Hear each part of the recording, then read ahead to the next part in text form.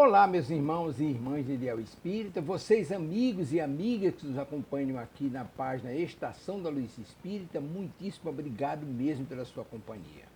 A nossa página Estação da Luz Espírita não tem fins lucrativos, o objetivo é a divulgação da doutrina espírita.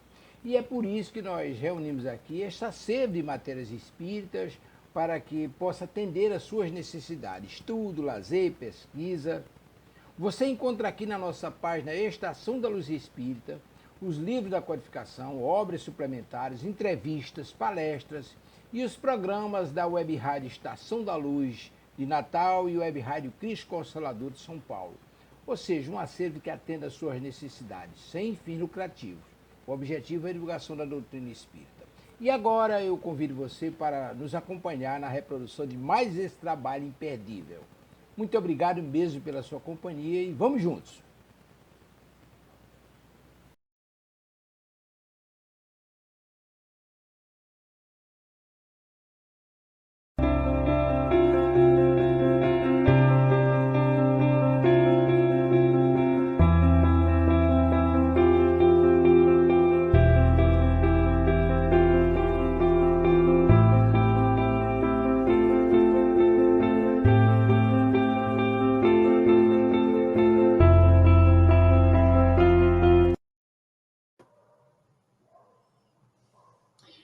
Olá, seja bem-vindo, seja bem-vinda. Iniciamos pela Web Rádio Estação da Luz o programa Espiritismo e Educação.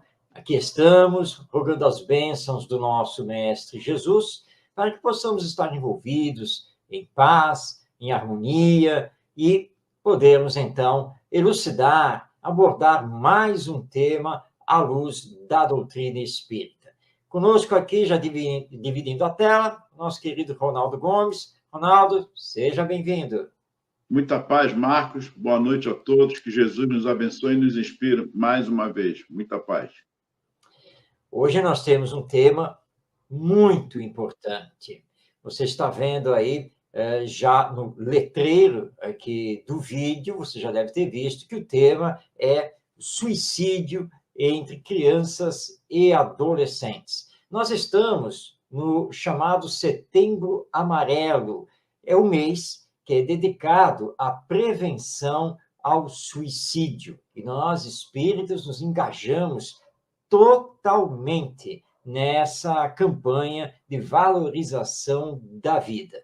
E nosso programa não poderia deixar de abordar esse assunto, mesmo porque a educação tem muito a ver com todas as questões que envolvem o ser humano e a vida. E para você que está, então, nos acompanhando e que pode fazer a sua participação, enviando a sua mensagem, dados do Ministério da Saúde e da Sociedade Brasileira de Pediatria, dados coletados entre os anos de 2012 e 2021, dados oficiais, indicam que aproximadamente 1.000 crianças e adolescentes entre 10 e 19 anos de idade cometem suicídio no Brasil a cada ano. Todo dia morrem 3 crianças por suicídio no Brasil. Eu vou repetir esses dados porque eles são muito importantes. Então, são dados oficiais do Ministério da Saúde e em pesquisa da Sociedade Brasileira de Pediatria. 1.000 crianças e adolescentes entre 10 e 19 anos cometem suicídio no Brasil a cada ano. E todo dia, 3 crianças cometem suicídio no Brasil. Ronaldo, é um dado alarmante. E olha que estamos falando apenas do Brasil, porque a Organização Mundial da Saúde considera que o suicídio entre crianças e adolescentes já está, basicamente, no status de pandemia mundial. E nós temos que nos perguntar, né, Ronaldo? O que está acontecendo? Por que esses dados são alarmantes?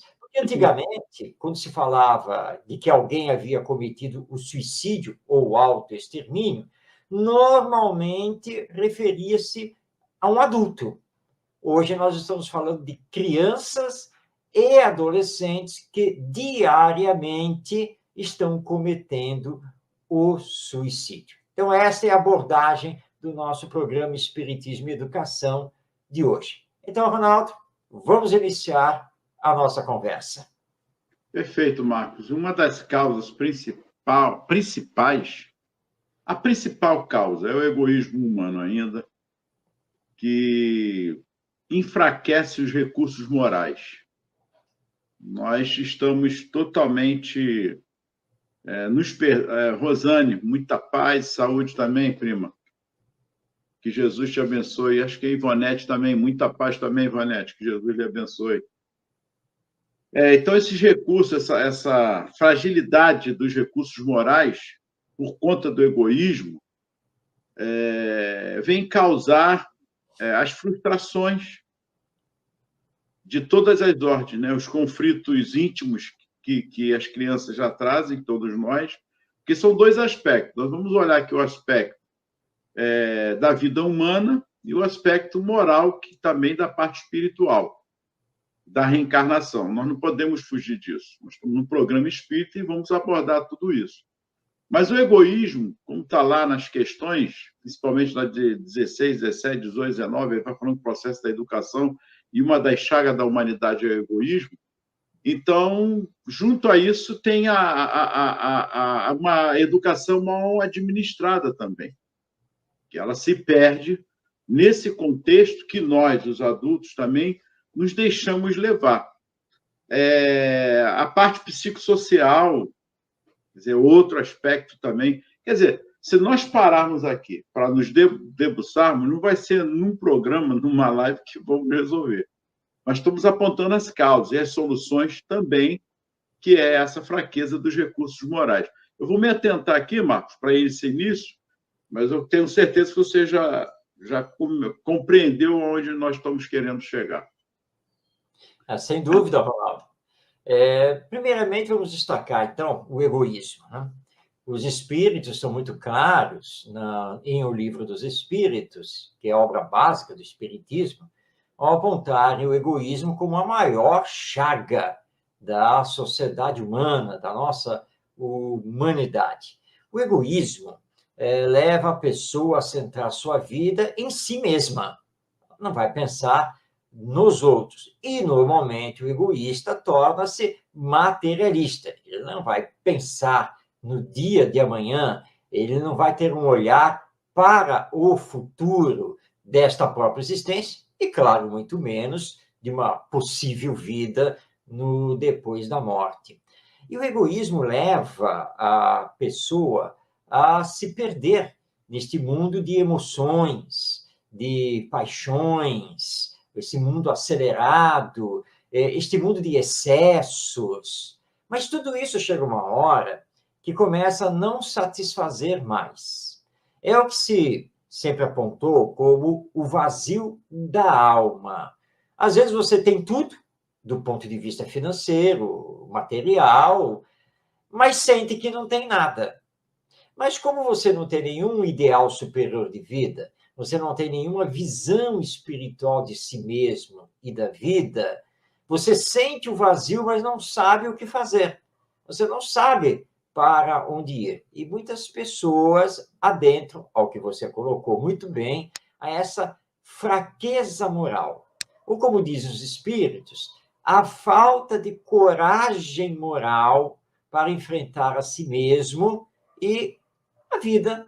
E a vida aqui na Terra, todos nós sabemos, não é uma vida de flores, só de bem, de amor. Não, é uma vida de provações, que muitas vezes nos atingem. E aí, então, nós temos que colocar a educação, e que você também já rapidamente pincelou na sua abordagem, porque, como vamos lembrar aqui Leon Denis, um grande filósofo do Espiritismo, que já escrevia lá no início do século XX, que as escolas, elas ensinam muitas coisas. Tanto da educação infantil, do ensino fundamental, do ensino médio, do ensino superior. Você vai aprender muitas coisas nas escolas. Entretanto, elas não ensinam o que é essencial, que é trabalhar a nossa realidade espiritual e, como aponta o Espiritismo, reencarnatória, para que possamos nos olhar como espíritos imortais reencarnados e que estamos aqui na Terra para dar continuidade ao nosso progresso, tanto moral quanto intelectual. Mas, para isso, precisamos reparar o mal que tenhamos feito em existências passadas, o que nos lança aprovações, e temos que desenvolver o nosso lado moral, que não tem sido trabalhado. Vou dar um exemplo aqui, e eu vou pedir licença à nossa grande educadora, Lúcia Moisés. Para quem não conhece, a Lúcia Moisés, hoje aposentada, foi professora da Faculdade de Pedagogia da Universidade Federal Fluminense, no estado do Rio de Janeiro, inclusive do curso de pós-graduação e doutorado, e ela tem vários livros espíritas da área da educação lançados. E no livro que ela fala sobre a educação na família, ela conta um caso que ilustra bem isso. O caso é o seguinte: foi uma professora do ensino fundamental, da 5ª série do ensino fundamental, que contou o caso a ela.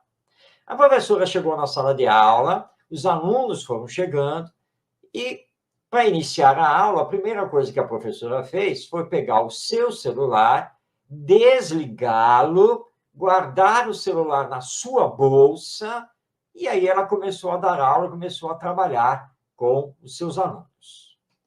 Quando chegou no final da aula, ela pegou a bolsa e foi pegar o celular para ligá-lo. E aí constatou que o celular não estava mais na bolsa. Bem, como ninguém havia entrado na sala além dela e dos alunos, ficou claro que algum aluno tinha pego o celular. Ela conversou com os alunos, mas ninguém se acusou e ninguém falou nada. Ela comunicou o fato à direção da escola. 2 semanas depois, uma das alunas dessa professora apareceu em sala de aula com um celular na mão, igualzinho ao celular que tinha sido da professora. E a professora desconfiou porque era uma aluna de uma família muito pobre, e ela sabia que a aluna não tinha celular.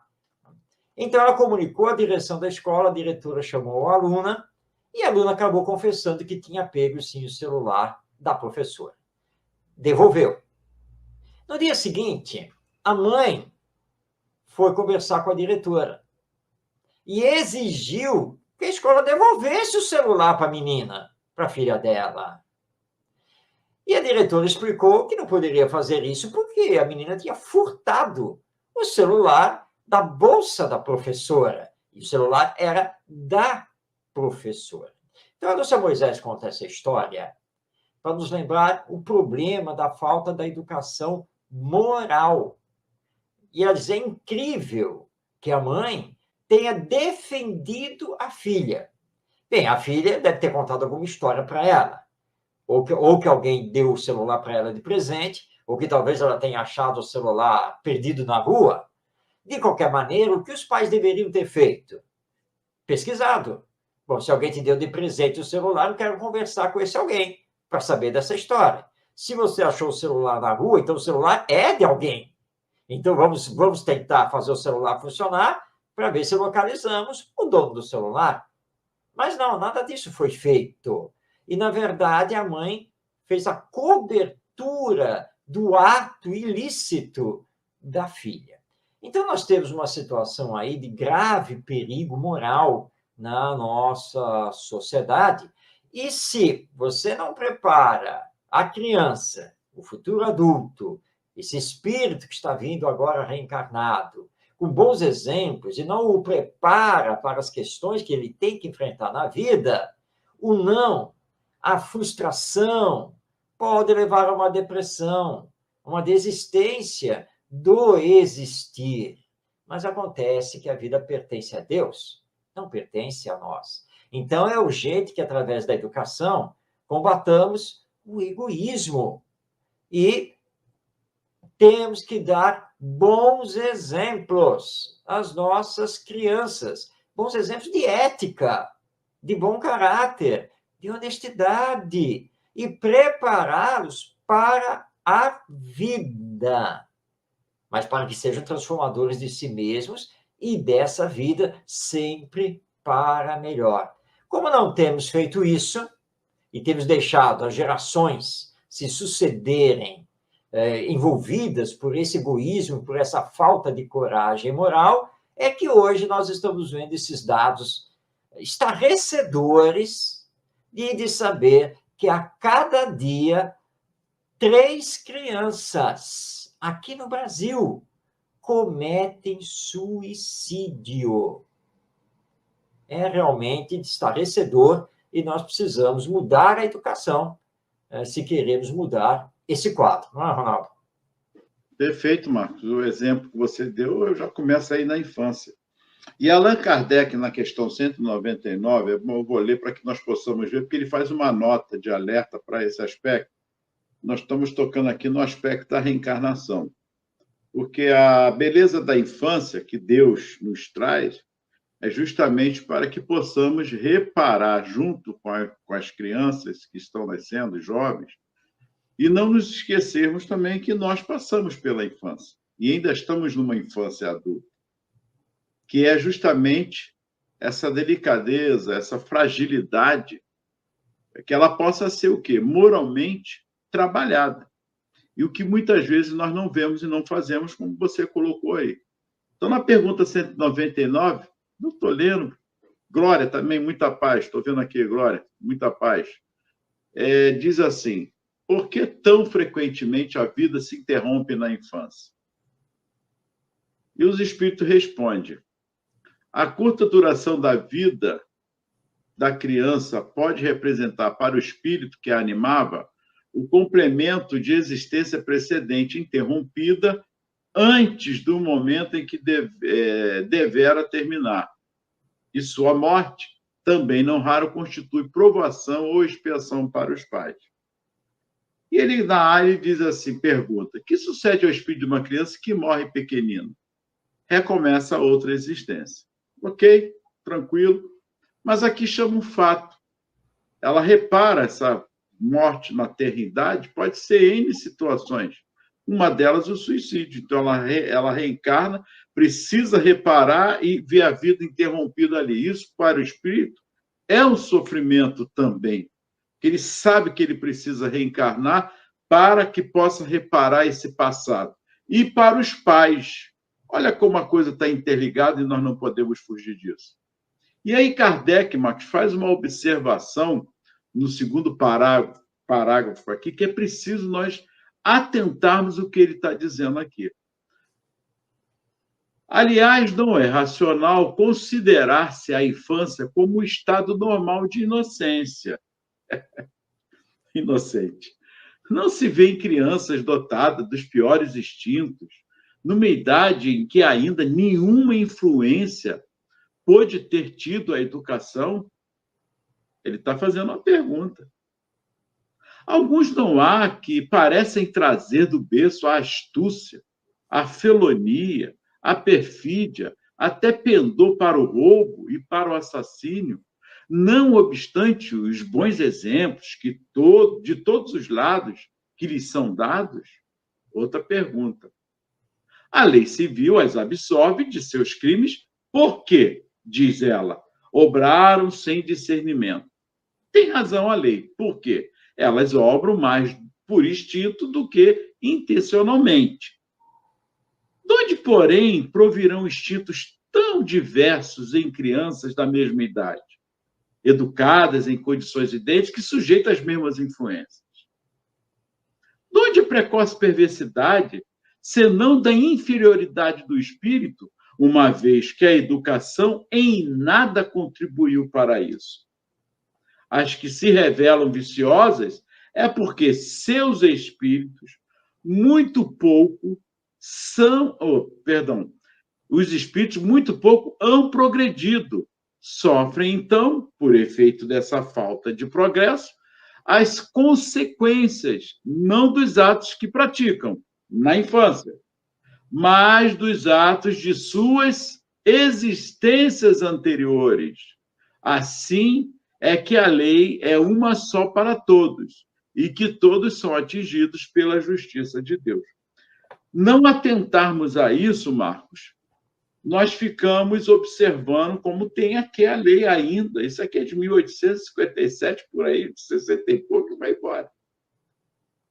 Há mais de 200 anos nós estamos vendo isso ainda. Ah, não, tem os 16 anos, chegou aos 18, ele está ali, porque ele matou, ele não tinha aquela consciência. Será que é assim que deveria funcionar a lei humana? Não tem alguma coisa para se mudar aí? Mas entre os aspectos aqui, apesar de toda a educação que foi dada pelos pais, dos bons exemplos, mas o que houve com esse espírito? Que ele ainda traz muito forte essas habilidades, eu vou colocar assim, para o mal pendor que ainda eles carregam.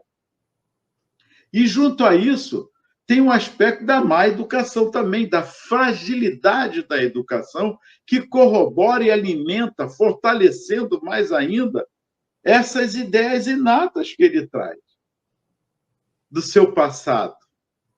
E não é um passado talvez tão perto, talvez é um passado até longe, até demais, e trazendo de várias encarnações, como diz aqui na questão 199, morre em eternidade, porque lá naquele passado ainda traz esse restício, e que não é fácil.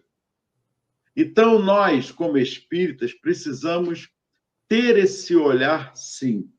Vamos pecar, talvez, pelo excesso da educação, mas não podemos negligenciar os dois aspectos. O material, o ser humano como um todo, mas que a própria psicologia, a psiquiatria, nos traz esses problemas também, corroborando com a educação. E a doutrina espírita, mais ainda, aprofunda pelo aspecto da reencarnação, que esse espírito, como diz Kardec aqui, como é que ele traz tantas coisas assim, se nem passou pelo processo de educação, com 2, 3 anos, você já demonstra algumas coisas. Eu conheci uma criança numa das creches que ela detestava animal, ela só tinha 1 ano, ela matava, ela pegava para matar mesmo, não tinha essa. O gato ela queria pegar assim com a mãozinha e pegar na... Eu falei, ué, que isso? Então, são tendências, Marcos, que nós não podemos ou fingir, ou negligenciar, ou talvez até, como nós falamos aqui antes, esse aspecto, essa fragilidade moral que está muito em nós ainda, enraizada, e agora com o advento da tecnologia, que agora criou-se também uma desculpa, tudo é desculpa da tecnologia. Não, não é desculpa da tecnologia. Somos nós, em todas as épocas da humanidade, sempre teve a tecnologia. Nos primórdios, a faca era para matar, até que foi vendo que a faca é para uso normal do seu dia a dia. Então, a educação, ela está precisando ver esse aspecto também, não só na família. Aí entra a escola, a evangelização, todos os agentes precisam rever suas posturas em relação à educação. E, Marcos, nós estamos vendo isso aqui no Rio de Janeiro, no Brasil todo, no mundo. A fome está permeando demais, o egoísmo humano está demais. Eu li uma nota agora, numa reportagem, que nós estamos aí à beira de uma guerra nuclear entre a Ucrânia e a Rússia, porque não estão preocupados com vidas que estão sendo ceifadas. E essas vidas, parece que não tem nada a ver, são mais de crianças. Já notaram isso? É mais crianças que estão sofrendo nessas guerras de atrocidades que estão cometendo. Mas nós vivemos uma guerra aqui também urbana.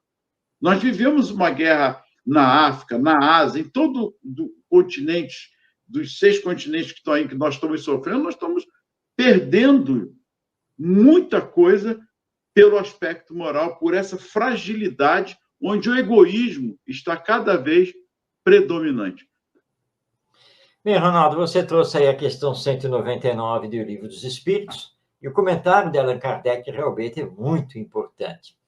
A verdade é que a ciência psicológica e a ciência pedagógica não sabem responder de onde as crianças trazem esses pendores, essas tendências, até porque eles, nem a psicologia, nem a pedagogia aceitam as ideias inatas, as tendências de caráter.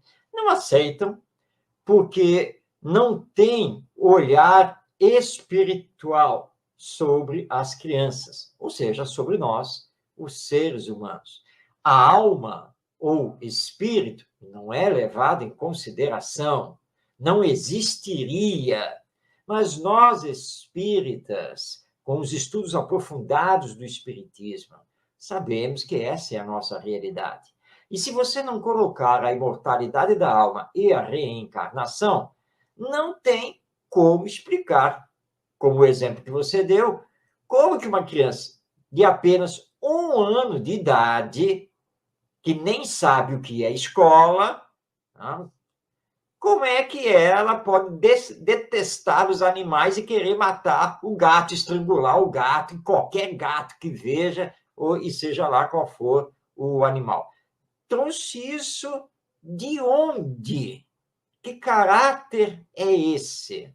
Então, Allan Kardec, como grande educador e com a visão que o Espiritismo lhe proporcionou, ele também, em O Livro dos Espíritos, nos diz que na educação é preciso saber observar, perceber as tendências que o espírito está trazendo das suas outras existências e tratar de corrigir, porque se você não corrigir, ele cresce com isso. É a mesma coisa, e Kardec dá o exemplo, com base em Pestalozzi, ele dá o exemplo da planta. Você foi lá, semeou, plantou, e a árvore começou a crescer. Se você não colocar um apoio, se você não fizer nada, a árvore, né, aquela planta, pode crescer torta. Pode acontecer isso, se você não fizer absolutamente nada. E se você começar a observar, e aí é que é pior, né? Você observa assim, e está crescendo torto, está caindo aqui para o lado. Mas você não faz nada. E a árvore vai continuar a crescer, pendendo para um lado, toda torta. Quando você poderia perfeitamente ter corrigido, você poderia ter colocado uma haste de apoio, amarrado, né, para que a árvore ficasse numa posição mais reta. Agora, depois que ela cresce torta, não há mais o que fazer. E esse exemplo que Kardec dá, ele volta, então, para o ser humano. Você olha a criança, 1 ano, 2 anos de idade, pega os brinquedos e joga contra você, se revolta quando você diz o não, sai batendo, chutando, mordendo todo mundo. E você olha e diz, esse aí vai dar trabalho. Não, ele já está dando trabalho. E você não faz nada?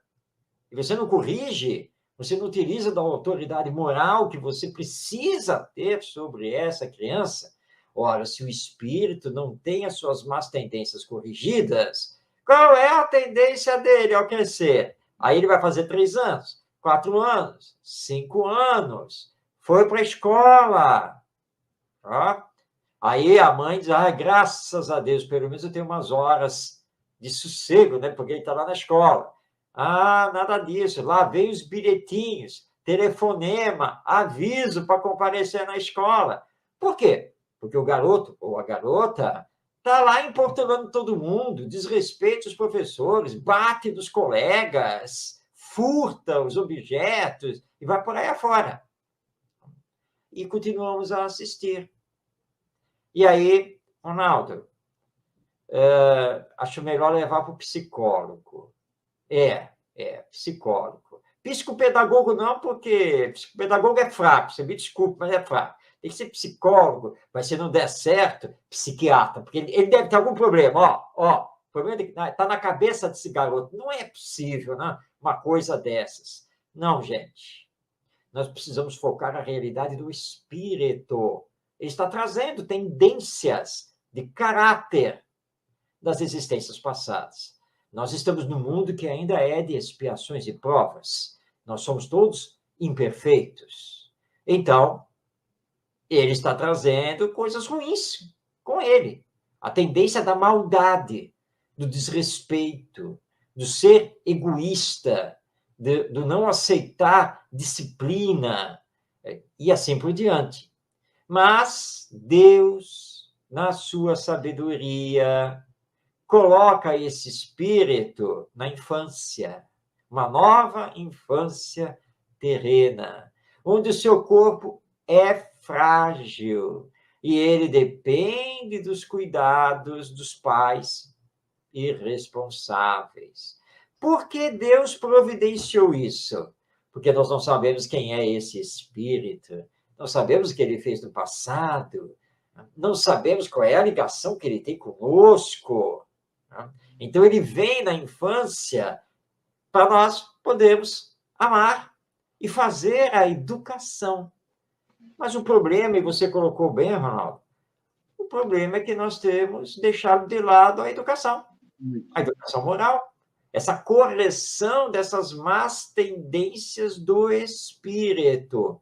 E não adianta esperar ele crescer, não. Não, quando ele crescer, ele vai aprender. Ronaldo, se ele não foi corrigido agora, que ele está com 1 ano, 2 anos, 3 anos, ele vai aprender o quê quando crescer? A fazer mais maldade, né? A ser mais egoísta. É só isso. Porque a educação, né, com essa falha, não vai corrigi-lo. Então, Kardec, nesse comentário à questão 199, está nos chamando a atenção para a realidade do espírito reencarnado.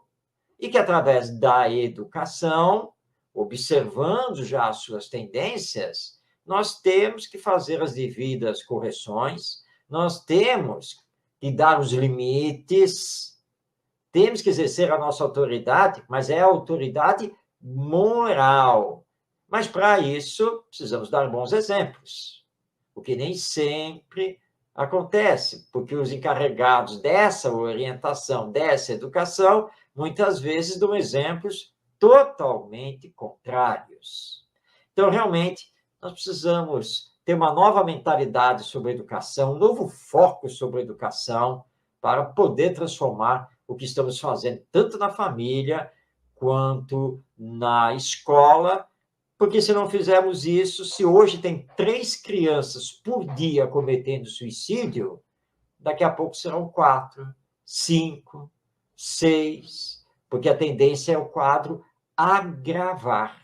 E se o espírito, e você colocou bem, se porventura ele está trazendo sequelas já de um suicídio cometido, se a educação moral não for trabalhada com ele, a sua tendência é cometer o suicídio novamente, agravando a sua situação e a dos pais, porque os espíritos se lembram bem, e Kardec colocou bem, porque vai ser uma provação, uma prova duríssima para esses pais que também vão responder.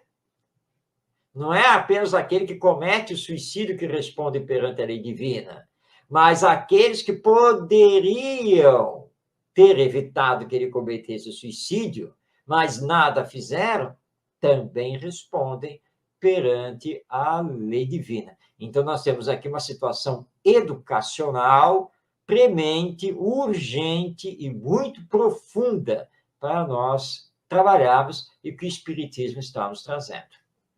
E, com isso, vem as obsessões. Tem um livro da Sueli Caldas Schubert, que é Obsessão, Desobsessão, ela traz esse aspecto. Aqui tem um exemplo, é de 81. Ao referir-se ao problema, a Sueli, ela diz assim, ao problema da infância, traz de sua experiência interessantes depoimentos sobre crianças que tentaram suicídio. Um desses casos foi destacado como gravíssimo. Conta-nos a autora que certa criança de 3 anos e alguns meses vinha tentando suicídio das mais diferentes maneiras, o que lhe resultara, inclusive, ferimentos. Um dia, jogou-se na piscina. Em outro, atirou-se do alto do telhado, na varanda de sua casa. Depois, quis atirar-se do carro em movimento. o que levou os familiares a vigiá-la dia e noite. Seu comportamento, de súbito, tornou-se estranho, maltratando especialmente a mãe, a quem dirigia palavras de baixo calão que os pais nunca imaginaram ser do seu conhecimento. Os pais da referida criança buscaram ajuda no espiritismo e, a partir das reuniões de desobsessões realizadas em seu benefício, foi possível diagnosticar espiritualmente as causas do seu estado atual. A oração, o passe, a água fluidificada, usadas na terapêutica espiritual, melhoraram sensivelmente o problema obsessivo e outras crianças que apresentavam sintomas semelhantes foram amparadas igualmente.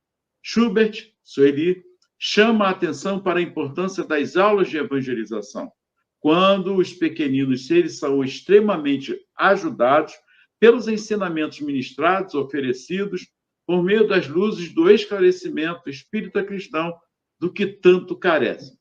E aí fica essa abordagem. Nós estamos aqui, Marcos, num programa espírita. Então, estamos falando aqui da evangelização e da terapêutica, do passe, da água fluidificada, da desobsessão, sem que a criança saiba, até porque ela é uma criança, mas os trabalhos serão feitos e também com os pais, principalmente. Mas e a educação dos pais que não são espíritas? Da criança que tem essas tendências? Uma escola que também não tem sua culpa, porque, aliás, o que deveria de ser preocupante e ser trabalhado também, tendo em vista por quê? A violência escampeia de todas as maneiras. Uma criança que leva até arma para a escola, por exemplo, faca, e armamento mesmo, como eu conheço vários casos, perto de mim, e bem perto, preciso dizer a você que você sabe. Então, como fica? Como fica essa educação? Nós estamos falando aqui há vários programas já sobre isso.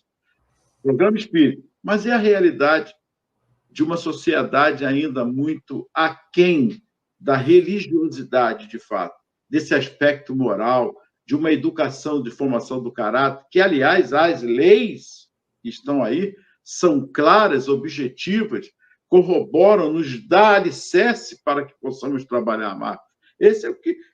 Isso que é o pior. Nós temos as leis que vêm nos dar o alicerce, que colaboram com a afetividade, com a educação do sentimento. E aí? Como fica? Pois é, Ronaldo. Sim, você lembrou bem. Bom, o espiritismo não está com todas as pessoas. As pessoas têm as suas crenças religiosas, ou simplesmente não têm crença religiosa. Tá? E como fazer? Bom, a questão do suicídio entre crianças e adolescentes é considerado no Brasil um grave problema de saúde pública. E por ser um grave problema de saúde pública, o Ministério da Saúde possui cartilhas, possui todo um trabalho de orientação para que os educadores possam fazer a prevenção. As escolas precisam se engajar e de forma urgente nessa prevenção. Ou seja, em rodas de conversa sobre a vida, sobre a família, do ponto de vista filosófico.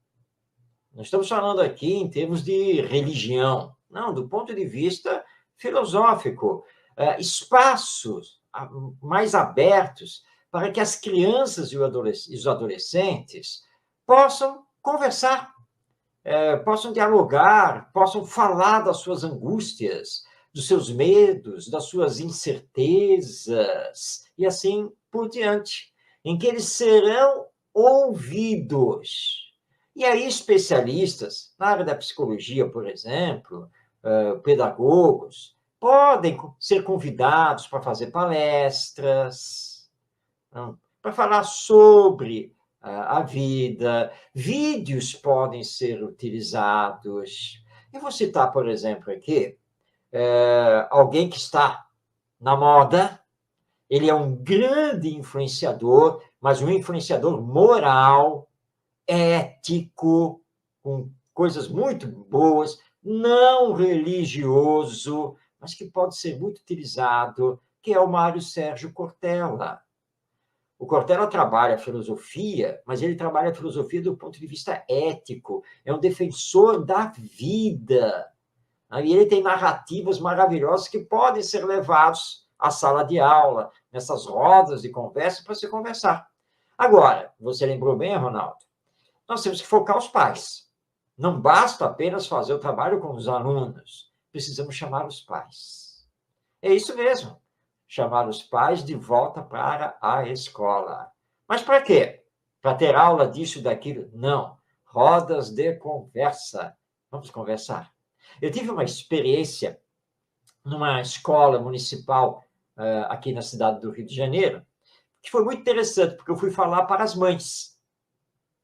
Eu fui convidado pela escola para fazer uma roda de conversa com as mães. E o problema que a escola apontou é que muitas mães achavam que para educar, para controlar os seus filhos, valia bater, não usar da violência. Então, o foco era esse. Mas a diretora estava muito preocupada, né? Porque era uma situação delicada, já que muitas mães achavam que não tinha problema nenhum de bater, que se não batesse, ia fazer o quê? Né? Então, quando eu iniciei a roda de conversa, eu falei para elas que eu não estava ali para ensinar nada.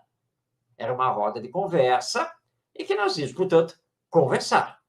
Mas, obviamente, que eu estava levando algumas coisas para podermos pensar, para podermos refletir. E disse a elas que o tema da nossa conversa era justamente a questão de como melhor educar os filhos.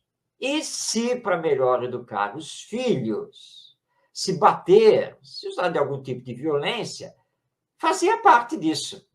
Será que esse era o caminho? E eu simplesmente lancei a pergunta para elas mesmas, para elas refletirem.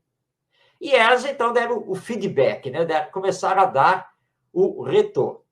E a primeira que pegou a palavra disse que, na consideração dela, não se devia bater numa criança, que ela não batia no filho ou na filha dela, e que ela não achava que isso, de fato, educasse. Mas aí uma outra pegou a palavra e fez o contraponto. Isso foi ótimo. Mas agora você não tem um filho... Seu filho não deve ser como o meu. Né? Aquele lá só na pancada. E aí a coisa começou, né? Bate, não bate, vale, não vale, e nós começamos. E eu, pouco a pouco, fui entrando para o lado da educação moral, né? Para essa questão do respeito também ao próprio ser humano. E se você levar uma surra, de fato, é você ser educado. Né? E no final da roda de conversa, houve assim uma conclusão de que, por tudo que foi conversado, que podemos usar outros instrumentos que não a violência.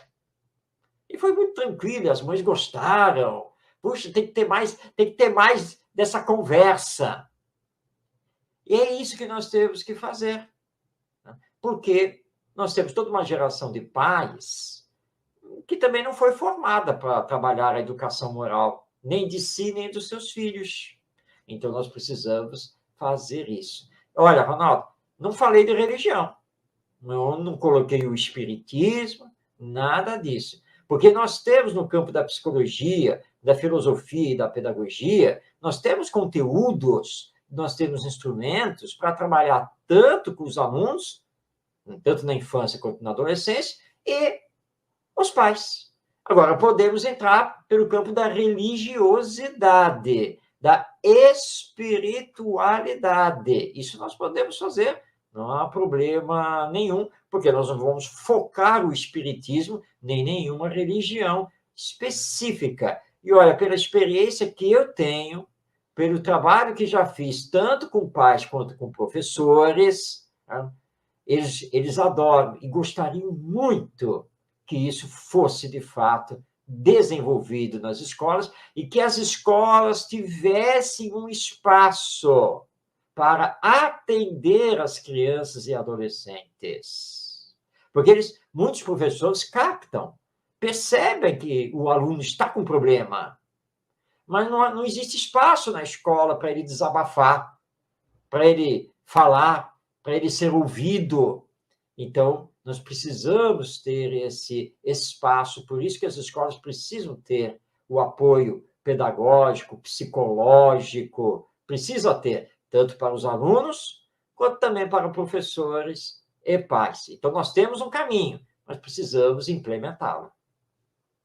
E é um investimento bem pouco, não é um investimento caro. Os recursos financeiros públicos, eles dão, com certeza, para fazer isso. Se não houvesse a corrupção que está aí assolando a nossa sociedade, estaríamos, sim, dentro das escolas, ajudando. O que iria contribuir muito para o processo da educação, da instrução, do conhecimento, em muito com os professores. Porque hoje as crianças ficam o quê? Quase 7 horas dentro de uma sala de aula, quando tem lá a 40 horas, né? Que aqui no Rio tem isso, em alguns lugares dos estados, aí também tem, que são as 40 horas, e não 22 horas e meia. Mas quando é 40 horas, são 7 horas dentro da sala. E você pode fazer um belíssimo trabalho com os conteúdos, não só de arte, com todas as disciplinas, fazendo esse intercâmbio entre elas, a interdisciplinaridade, a multi. Quer dizer, fala-se tanto, está aí, nós temos todas as ferramentas, a lei que permite tudo isso, trabalhar esses aspectos, em que a criança, o jovem, e que já começa lá da creche, já tem que começar de lá, com esse trabalho com os pais, porque quando chegar no 9º ano e dando prosseguimento com esse trabalho, não é só no ensino fundamental, não. Eu estou falando no ensino básico como um todo. Se todas as instituições trabalhassem isso, dando prosseguimento até a vida madura dela, que ela vai para uma faculdade que também deveria dar continuidade e também dá para fazer isso, acrescentar disciplinas que possam fazer essas reflexões, criar esse embate, essa discussão é de grande valia para um futuro promissor. Nós tínhamos, no passado, o orientador educacional, eu peguei isso, eu trabalhei numa escola, fui coordenador, tinha um orientador educacional, ajudava, com certeza ajudava muito. E foi com o tempo, foi se diluindo, acabou tudo isso, não tem mais. É o professor, a direção, a coordenação, que ficam ali perdidos a todo lado, com tanta demanda de obrigações, nós já comentamos isso aqui, sobre os conteúdos que precisam ser dados. Mas a base em si, a preocupação com o ser humano, aí, Marcos, eu vou deixar isso para você também. Essa preocupação com o ser humano não está na lida, não está na preocupação dos nossos governantes. A gente sabe disso. É preciso falar. A preocupação não é a criança. As crianças são números. Nós já falamos aqui de problemas financeiros do IDEB, dos recursos que entram, que eles estão mais preocupados com isso, com os números. Porque quando esquecermos os números e nos preocuparmos com o ser humano, o que ele precisa, de fato, ser trabalhado, eu tenho certeza que a humanidade dará um grande salto, principalmente aqui no Brasil. Sem dúvida, Ronaldo. Nós não podemos esquecer que a família são pessoas, que a escola são pessoas. E pessoas, à luz do Espiritismo, são espíritos imortais reencarnados e que necessitam de amparo, de orientação, de bons exemplos e serem vistos como seres humanos. Por isso temos falado tanto da necessidade de humanizar a educação. E humanizando a educação, nós entramos, então, para a educação do espírito. E é o que está justamente faltando. Você aprende matemática, você aprende língua portuguesa, vai aprender história, geografia, informática, inglês, química, física, biologia, filosofia, enfim. As escolas ensinam, ou pelo menos vêm trabalhando para tentar ensinar, mas não falam nada sobre a vida. não falam nada sobre quem é você, o que você está fazendo aqui. E a filosofia, estudando a questão da ética, que deveria auxiliar esse processo, ela é vista apenas como estudo das teorias filosóficas dentro da história da humanidade. Mas não é isso que nós temos que fazer. Nós temos que estudar realmente a ética, nós temos que estudar a empatia e colocar isso em ação. Porque as crianças hoje não conseguem trabalhar consigo mesmas, com as suas tendências, e muito menos com a convivência com os outros. Não sabem se colocar no lugar do outro, não sabem trabalhar os sentimentos, as emoções. E mesmo fora do espiritismo, nós temos um trabalho excepcional a partir da inteligência emocional. Se pegar o livro do Daniel Goleman, o psicólogo americano, obra que foi lançada na década de 1980, o Goleman, no livro Inteligência Emocional, ele dá uma série de diretrizes e exemplos de como trabalhar o desenvolvimento emocional, sadio, equilibrado das crianças. Está lá no livro. E fora tantas outras obras e experiências escolares, educacionais, que a partir daí nós tivemos. Mas vamos recordar aqui, para irmos para o final do programa de hoje, porque o tema vai continuar, mas vamos recordar Pestalozzi, no Instituto de Yverdon.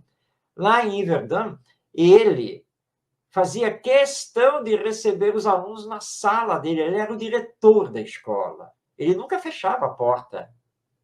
Então, os alunos pediam licença para conversar com ele, e ele dava prioridade a atender os alunos. Isso era prioritário para ele. E ele recebia, às vezes, grupos de alunos e ouvia. E depois ele reservava um espaço para o atendimento individual. E ali ele orientava, afagava, mostrava. Num trabalho que foi de 1805 a 1825, 20 anos de trabalho. Nunca houve um problema com um aluno dentro do Instituto de Yverdon. Nunca teve problema. Aliás, o portão da escola, nunca foi fechado. Absurdo, não é, Ronaldo? Como é que é? Portão da escola aberto? É exatamente isso. E nunca uma criança fugiu. Porque ele fazia esse trabalho, ele dava espaço para que esses espíritos pudessem desabafar, conversar, serem ouvidos, receber as orientações, trocar ideias. E aí eles se engajavam no trabalho, abraçavam aquele trabalho no processo de aprendizado. Tudo isso está faltando, ou seja, lá com Pestalozzi, nós tínhamos uma educação humanizada, e é o que está faltando hoje. Mas nós precisamos, com urgência, realizar. O Espiritismo dá uma série de orientações, de caminhos e ferramentas para isso. E lembrando que na evangelização no centro espírita, o mais importante é o afeto, é o amor, é essa humanização, e não simplesmente ensinar os conteúdos da doutrina espírita. Reflexões, não é, Ronaldo? Que nós vamos continuar semana que vem. Perfeitamente. Então, Marcos, todos que estão nos assistindo, muita paz, que Jesus nos abençoe. Gratidão mais uma vez. Semana que vem daremos continuidade ao mesmo tema. Muita paz. Então, nós estamos aqui chegando ao final desta edição de Espiritismo e Educação, onde estamos tratando o tema suicídio entre crianças e adolescentes. E só para lembrar, hoje no Brasil, na faixa de 10 a 19 anos, nós temos 1.000 suicídios por ano. E três crianças por dia cometem o suicídio, o autoextermínio aqui no Brasil. Então, nosso foco é a luz do Espiritismo para reverter esse quadro. Mas este bate-papo, nós temos muita coisa da própria codificação para trazer, continua. Semana que vem, neste Setembro Amarelo, este mês de prevenção ao suicídio e exaltação da vida. Um grande abraço a você, paz em seu coração e que possamos estar juntos semana que vem para mais uma edição de Espiritismo e Educação aqui pela Web Rádio Estação da Luz. Um abraço aqui especial, então, para a Ivonete, para a Rosane e para a Glória, que enviaram as suas mensagens. Muita paz e até semana que vem.